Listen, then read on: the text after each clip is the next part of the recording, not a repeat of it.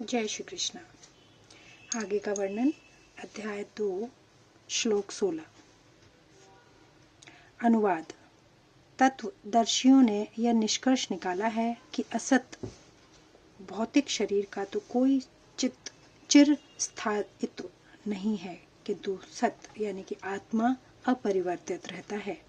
उन्होंने इन दोनों की प्रकृति के अध्ययन द्वारा यह निष्कर्ष निकाला है। तात्पर्य: परिवर्तनशील शरीर का कोई स्थायित्व नहीं है। आधुनिक चिकित्सा विज्ञान में ने भी यह स्वीकार किया है कि विभिन्न कोशिकाओं की क्रिया प्रतिक्रिया द्वारा शरीर प्रतिक्षण बदलता रहता है। इस तरह शरीर में वृद्धि तथा वृद्धावस्था आती रहती है, किंतु शरीर तथा मन में निरंतर परिवर्तन होने पर भी आत्मा स्थायी रहता है। यही पदार्थ तथा आत्मा का अंतर स्वभावतः शरीर नित्य परिवर्तनशील है और आत्मा शाश्वत है। तत्वदर्शियों ने, चाहे वे निर्विशेषवादी हो या सगुणवादी, इस निष्कर्ष की स्थापना की है।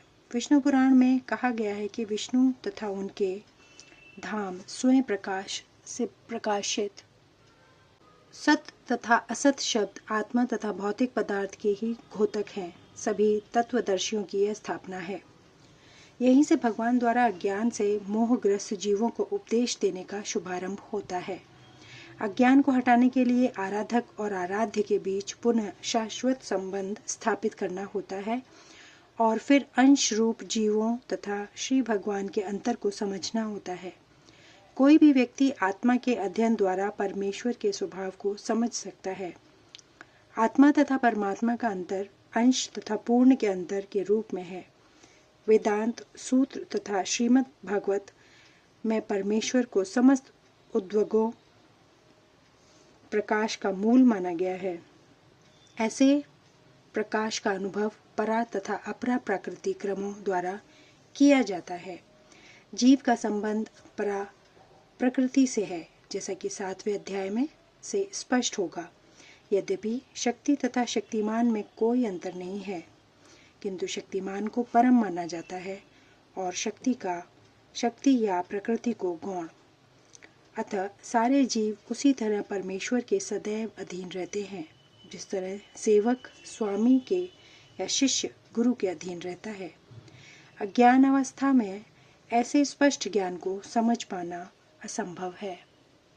अतः ऐसे ज्ञान को दूर करने के लिए सदा सर्वदा के लिए जीवों को प्रबुद्ध करने हेतु भगवान भगवद गीता का उपदेश देते हैं। श्लोक 17। अनुवाद। जो सारे शरीर में व्याप्त है उसे ही तुम अविनाशी समझो।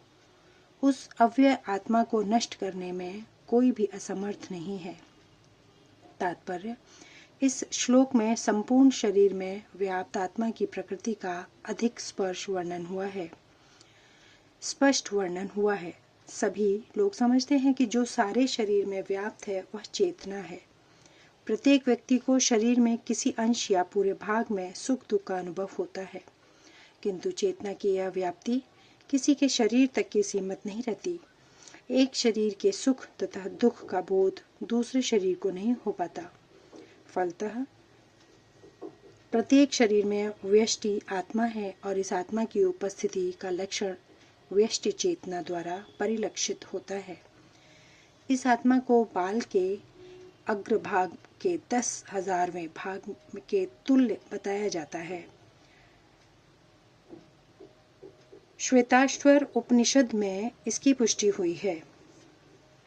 यदि बाल के अग्रभाग को 100 भागों में विभाजित किया जाए और फिर इसमें से प्रत्येक भाग को 100 भागों में विभाजित किया जाए, तो इस तरह के प्रत्येक भाग की माप आत्मा का परिमाप है। इसी प्रकार यही कथन निम्नलिखित श्लोक में मिलता है। केशाग्रशत भागस्य शतांश सादृश्यात्मक जीव सूक्ष्म स्वरूपो य संख्यातीतो ही चित्कण। आत्मा के परमाणुओं के अनंत कण हैं, जो माप में बाल के अगले भाग नोक के 10,000वें भाग के बराबर हैं। इस प्रकार आत्मा का प्रत्येक कण भौतिक परमाणुओं से भी छोटा है और ऐसे असंख्य कण हैं।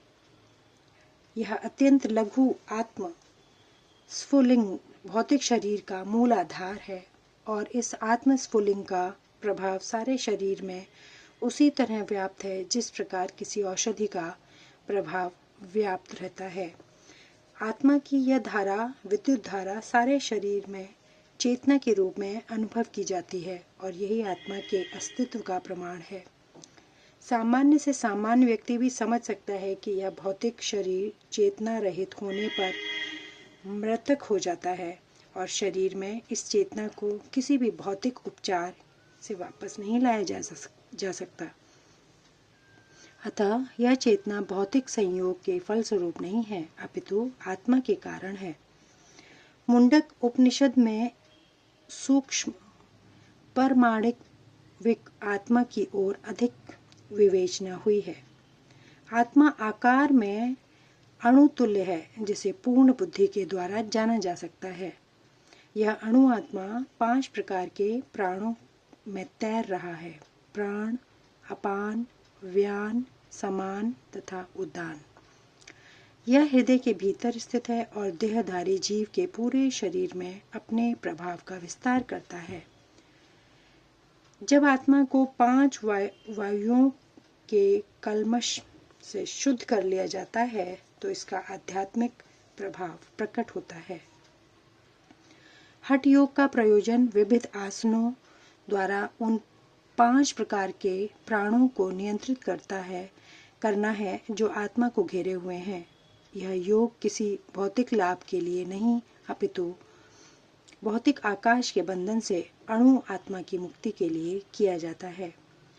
इस प्रकार अणु आत्मा को सारे वैदिक साहित्य ने स्वीकारा है और प्रत्येक बुद्धिमान व्यक्ति अपने व्यवहारिक अनुभव से इसका प्रत्यक्ष अनुभव करता है। केवल मूर्ख व्यक्ति ही इस अणु आत्मा को सर्वव्यापी विष्णु तत्व के रूप में सोच सकता है। अणु आत्मा का प्रभाव पूरे शरीर में व्याप्त हो सकता है। मुंडक उपनिषद के अनुसार यह अणु आत्मा प्रत्येक जीव के हृदय में स्थित है और चूंकि भौतिक विज्ञानी इस अणु आत्मा को माप सकने में असमर्थ है, अतः उनमें से कुछ यह अनुभव करते हैं कि आत्मा है ही नहीं। व्यष्टि आत्मा तो निसंदेह परमात्मा के साथ साथ हृदय में है और इसलिए शारीरिक गतियों की सारी शक्ति शरीर के इसी भाग में उद्युक्त है। जो लाल रक्त कण फेफड़ों से ऑक्सीजन ले जाते हैं, वे आत्मा से ही शक्ति प्राप्त करते हैं। अतः जब आत्मा इस स्थान से निकल जाता है तो रक्तोत्पादक संलयन बंद हो जाता है। औषधि विज्ञान लाल रक्त कणों की महत्ता को तो स्वीकार करता है, किंतु वह यह निश्चित नहीं कर पाता कि शक्ति का स्रोत आत्मा है। जो भी हो, औषधि विज्ञान यह स्वीकार करता है कि शरीर की सारी शक्ति का उद्गम स्थल हृदय है। पूर्ण आत्मा के ऐसी अणुकणों की तुलना सूर्य प्रकाश के कणों से की जाती है। इस सूर्य प्रकाश में असंख्य तेजों में अणु होते हैं। इसी प्रकार परमेश्वर के अंश उनकी किरणों के परमाणु स्फुलिंग है और प्रभा या परा शक्ति कहलाते हैं।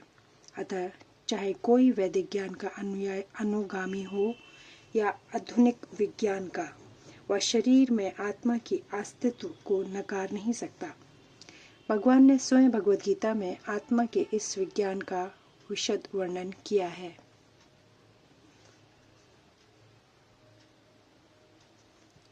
श्लोक 18 अविनाशी, अप्रेय तथा शाश्वत जीव के भौतिक शरीर का अंत और अवश्य भावी है। अतः हे भरतवंशी, युद्ध करो।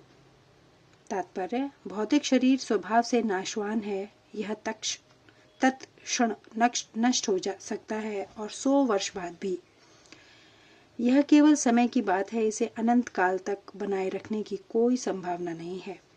किंतु आत्मा इतना सूक्ष्म है कि इसे शत्रु देख भी नहीं सकता, मारना तो दूर रहा। जैसा कि पिछले श्लोक में कहा गया है कि यह इतना सूक्ष्म है कि कोई इसके मापने की बात सोच भी नहीं सकता। अतः दोनों की दृष्टि से शोक का कोई कारण नहीं है, क्योंकि जीव जिस रूप में है न तो उसे मारा जा सकता है, न ही शरीर को कुछ समय तक या स्थायी रूप से बचाया जा सकता। पूर्ण आत्मा के सूक्ष्म कण अपने कर्म के अनुसार ही शरीर धारण करते हैं, अतः धार्मिक नियमों का पालन करना चाहिए।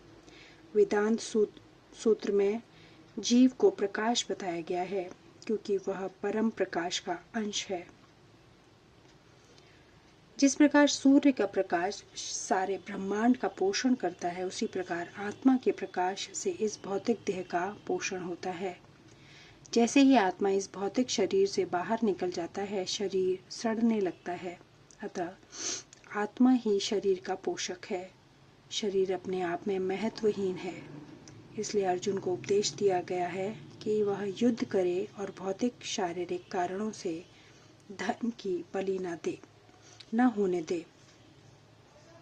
श्लोक 19 अनुवाद। जो इस जीवात्मा को मारने वाला समझता है तथा जो इसे मरा हुआ समझता है, वे दोनों ही अज्ञानी हैं, क्योंकि आत्मा न तो मारता है और न मारा जाता है। तात्पर्य: जब देहधारी जीव को किसी घातक हथियार से आघात पहुंचाया जाता है तो वह समझ लेना चाहिए कि शरीर के भीतर का जीवात्मा मरा नहीं। आत्मा इतना सूक्ष्म है कि इसे किसी तरह के भौतिक हथियार से मार पाना असंभव है। जैसा कि अगले श्लोकों में स्पष्ट हो जाएगा, न ही जीवात्मा अपने आध्यात्मिक स्वरूप के कारण वध है। जिसे मारा जाता है या जिसे मरा हुआ समझा जाता है, वह केवल शरीर होता है। किंतु इसका तात्पर्य शरीर के वध को प्रोत्साहित करना नहीं है। वैदिक आदेश है, मां हिंस्यात् सर्वा भूतानि। किसी भी जीव को हिंसा ना करो, किसी भी जीव की हिंसा ना करो, न ही जीवात्मा अवध है।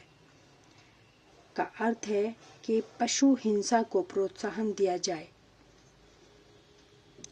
किसी भी जीव के शरीर की अनधिकार हत्या करना निग्न है और राज्य तथा भगवद्वान के द्वारा दंडनीय है। किंतु अर्जुन को तो धर्म के अनुसार मारने के लिए नियुक्त किया जा रहा था, किसी पागलपनवश नहीं। श्लोक 20 अनुवाद। आत्मा के लिए किसी भी काल में न तो जन्म है न मृत्यु। वह न तो कभी जन्मा है, न जन्म लेता है और न जन्म लेगा। वह अजन्मा, नित्य, शाश्वत तथा पुरातन है। शरीर के मारे जाने पर वह मारा नहीं जाता। तात्पर्य: गुणात्मक दृष्टि से परमात्मा का अणु अंश परम से अभिन्न है। वह शरीर की भांति विकारी नहीं। कभी कभी आत्मा को स्थायी या कूटस्थ कहा जाता है। शरीर में 6 प्रकार के रूपांतर होते हैं। वह माता के गर्भ से जन्म लेता है, कुछ काल तक रहता है, बढ़ता है, कुछ परिणाम उत्पन्न करता है, धीरे धीरे क्षीण होता है और अंत में समाप्त हो जाता है। किंतु आत्मा में ऐसी परिवर्तन नहीं होते। आत्मा अजन्मा है, किंतु चूंकि वह भौतिक शरीर धारण करता है, अतः शरीर जन्म लेता है। आत्मा न तो जन्म लेता है न मरता है। जिसका जन्म होता है उसकी मृत्यु भी होती है। और चूंकि आत्मा जन्म नहीं लेती, अतः उसका न तो भूत है न वर्तमान या भविष्य। वह नित्य, शाश्वत तथा सनातन है, अर्थात उसके जन्म लेने का कोई इतिहास नहीं है। हम शरीर के प्रभाव में आकर आत्मा के जन्म, मरण आदि का इतिहास खोजते हैं। आत्मा शरीर की तरह कभी भी वृद्ध नहीं होता। अतः तथाकथित वृद्ध पुरुष भी अपने में बाल्यकाल या युवावस्था जैसी अनुभूति पाता है। शरीर के परिवर्तनों का आत्मा पर कोई प्रभाव नहीं पड़ता। आत्मा वृक्ष या किसी अन्य भौतिक वस्तु की तरह क्षीण नहीं होता। आत्मा की कोई उपसृष्टि नहीं होती। शरीर की उपसृष्टि संतानें हैं और वे ही व्यष्ट आत्माएं, और शरीर के कारण वे किसी न किसी की संतानें प्रतीत होती हैं। शरीर की वृद्धि आत्मा की उपस्थिति के कारण होती है, किंतु आत्मा के न तो कोई उपवृद्धि है न ही उसे कोई परिवर्तन होता है। अतः आत्मा शरीर के 6 प्रकार के परिवर्तन से मुक्त है।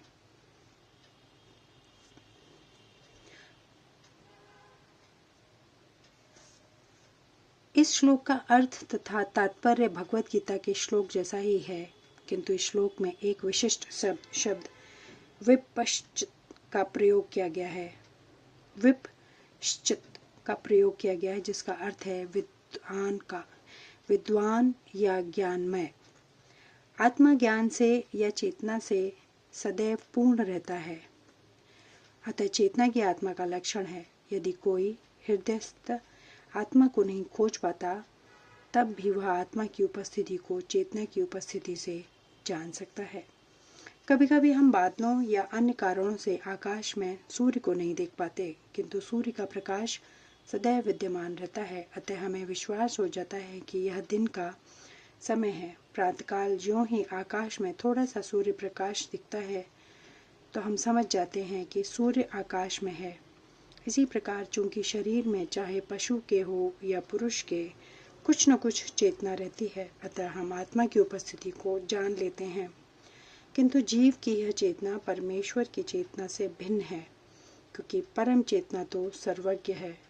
भूत, वर्तमान तथा भविष्य के ज्ञान से पूर्ण व्यष्टि जीव की चेतना विस्मरणशील है। जब वह अपने वास्तविक स्वरूप को भूल जाता है, तो उसे कृष्ण के उपदेशों की शिक्षा तथा प्रकाश और बोध प्राप्त होता है। किंतु कृष्ण विस्मरणशील जीव नहीं है। यदि वे ऐसे होते तो उनके द्वारा दिए गए भगवत गीता के उपदेश व्यर्थ होते। आत्मा के 2 प्रकार हैं, एक तो अणु आत्मा और दूसरा विभू आत्मा। कठोपनिषद में इसकी पुष्टि इस प्रकार हुई है।